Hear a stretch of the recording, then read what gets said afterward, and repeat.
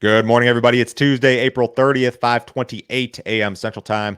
Grain markets are a little bit lower this morning. July corn futures down 1 at 448 and a quarter. July soybeans down a quarter at 1181 and three quarters. July Chicago wheat down 6 and a quarter at 602 and a quarter. July Kansas City wheat down 7 and a quarter at 643 and a quarter. July spring wheat down 4 and a quarter at 703 and a half. Let's start off with some soybean demand news. The U.S. share of China's soybean market will further decline this year. The drop is partially attributed to a bumper soybean crop coming out of Argentina. Argentina is forecast to produce 50 million metric tons of soybeans this year, double what it produced last year during a historic drought. The Brazilian soybean crop is also slated to hold a significant share of China's market due to its competitive prices. Last year, the United States' share of the Chinese market fell to 24%. Chinese traders expect that number to decline further because of the presidential election. There is concern among Chinese soybean crushers that if Trump were to be elected president, it could lead to restrictions on U.S. soybean imports. We've got negative soybean demand news on multiple fronts this week. Yesterday, we talked about how the crush expansion is not exactly going as planned, which is one issue. And then the export piece is a second issue. This is the chart or graphic that Reuters had in this piece. U.S. market share, this is China soybean imports. U.S. market share in 2023 shrank to 24% from 33% in 2021, while Brazil's market share grew to 70% from 60% during the same period.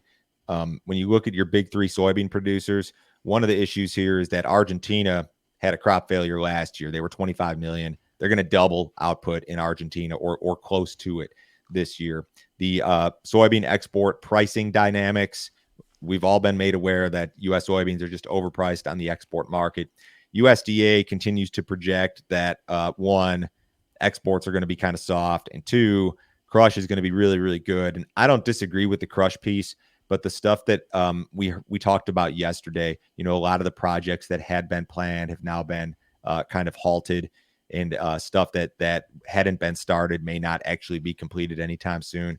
I still think we'll crush a record amount of beans next year, but there are some things in question. I'll tell you this: I know this all sounds bearish, and I know that when we talk about the demand base, it sounds really bearish. But maybe on a separate note, if you get into a weather market this summer and the trade thinks even for a moment that the yield for the United States is going to be like, say, 48 instead of 51 or 52, that's rally time. And none of this stuff will matter for a moment in time. We're not there yet. We're not into weather market season, but it'll be here before you know it. An Argentine Oilseed Union is on strike. The Argentine Oilseed Crushers Union went on strike on Monday in protest of a bill that Argentina's president, Javier Milei, introduced. The bill includes measures to reduce the minimum salary that is subject to income tax. It also includes labor reform. Milei had planned to reduce high inflation and alter public spending when he took office back in December. However, opposition from the center left and unions has hindered his efforts. The strike is expected to last through today while Congress debates the legislation, or longer if necessary. There's always a strike in Argentina. Every year there's a couple of them. I don't know if this one is different. It's your oilseed union. I think in a lot of situations it's like port workers and things like that. I read in a couple different places that maybe this had an impact on the soybean market this week. I don't know if I believe that necessarily. We'll keep an eye on it, though. My experience would tell me that this does not matter, but maybe it does this time. I'm not going to say it can't. So if you guys have not checked out our premium content, you need to do so. Joe, can you tell me about the video you put together with Pete Meyer yesterday? Pete Meyer is our resident biofuel renewables expert. Is the crush expansion on hold? We went into detail on this on the forthcoming GREET model guidance, which is supposed to be out today, I believe. We should see some updated news there. If you guys are interested in the biofuel renewable space, if you're interested in the crush expansion, if you're interested in SAF, you got to sign up for the premium deal and see what Pete has to say about this. He knows, I think, everything there is to know, honestly, about all of this stuff. So as this situation develops, and this is going to be a multi-year transition that we move into SAF, we move into crushing more soybeans, which is already underway to some extent. This is stuff that you got to watch. Pete also kind of gave us 2 cents on grain marketing and market direction, that sort of thing. If you want to see the premium stuff, go to standardgrain.com this morning. You can sign up. I will forward you a copy of this morning's email, which includes that video with Pete along with our 6 most recent premium videos. We also had some new cash grain marketing recommendations out this morning. If you guys want to see the premium stuff, sign up today, $50 per month. Cancel it at any time. No other fee, no other obligation. Nobody will try to sell you anything else. This is really the best and only way to support what we're doing here. Without the premium subs, YouTube doesn't exist. The podcast doesn't exist. We don't do sponsors. We don't do corporate backing. This is all funded by you guys. So give that deal a shot this morning. Rain moved over far eastern areas of the U.S. Corn Belt this morning. The radar is active over parts of Ohio, Kentucky, and Tennessee. Overnight rains hit Indiana and parts of Illinois. The forecast offers more rain for Iowa, Minnesota, Wisconsin, Nebraska, eastern Kansas, and northern Missouri over the next 5 days. These rains are likely to return to the western Corn Belt and elsewhere by Thursday. The next week to 10 days are likely to provide an active pattern that could hinder planting progress, but may also help to alleviate drought conditions. I think the rain overall is probably welcome. There's going to be time to plant the crop, I think. I don't think delays are a major concern yet. We'll jump to crop progress, but a wet forecast certainly for Iowa, for southern Minnesota, for northern Missouri, eastern part of Kansas, down into Oklahoma and Texas. The forecast, if you're trying to be moving here and planting, it's not ideal in those areas. I threw this in here this morning. I forgot I had this. Okay, so I ran this chart last week, and I'll show it to you again. If you think the market's going to rally right now on planting delays, you're probably missing the boat. First of all, when we get into the crop progress report, you'll see that there are no delays, not yet. If you were to run into delays, when does the market start to care? 2019 was the year in which we had extreme planting delays. And in that year, the market posted a bottom on May 13th and then rallied rather into the mid part of June when we topped. It was like $1 per bushel rally, which was very, very substantial at that time.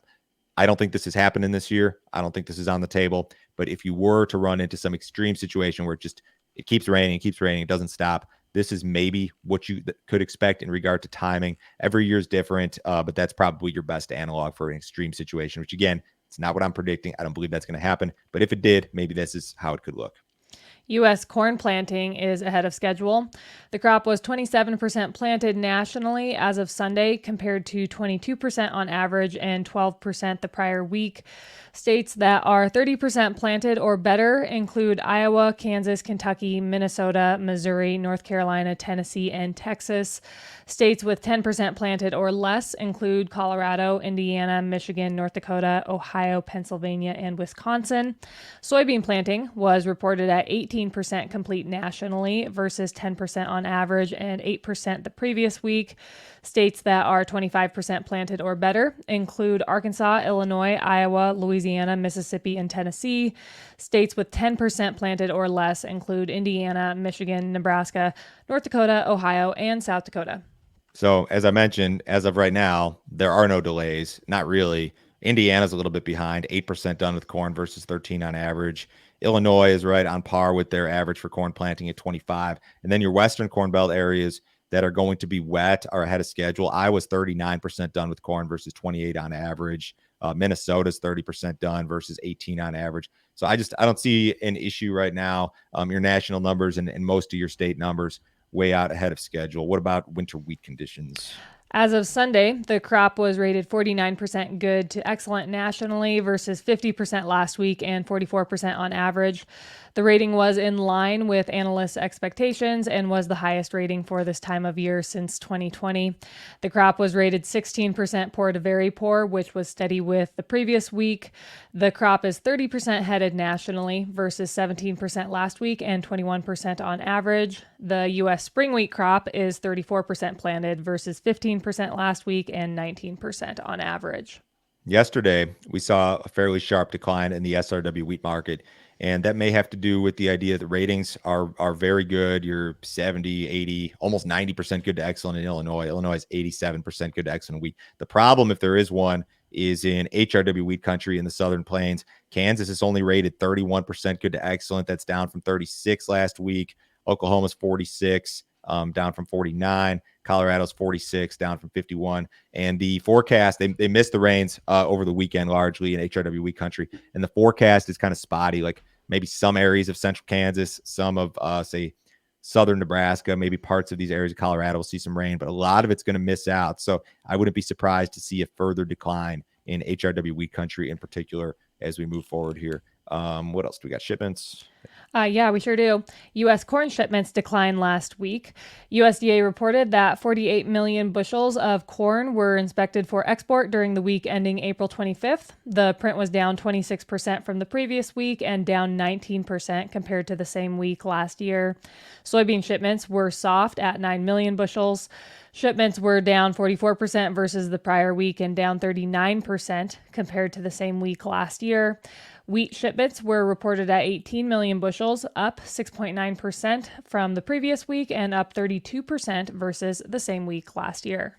I fear that USDA may have to cut its soybean export forecast again. We're just not doing what we need to be doing. It's not supposed to be a great time of year for soybean shipments anyways, but we're lacking a little bit. Corn, you're probably going to be close. Wheat, you're probably going to be close. Soybeans would be the problem. What did cattle do yesterday?